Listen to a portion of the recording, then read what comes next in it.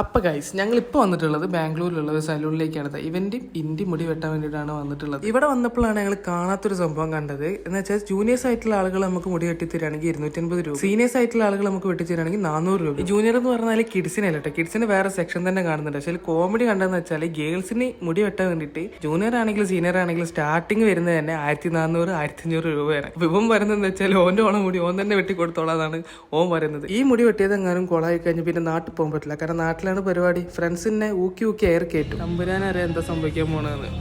എന്തായാലും ഒരുത്തിനോട് ഭയങ്കര ആകാംക്ഷ ഉണ്ട് എന്താ നടക്കാന്നുള്ളത് കാണാൻ വേണ്ടിയിട്ട്. അത് ഞാൻ കാണിച്ചാടാ ലാസ്റ്റ് എന്താ വന്നിട്ട് കൊള്ളാ. ഞാൻ നാട്ടിൽ പോരാ. 100 മുടി വെട്ടിച്ചോ.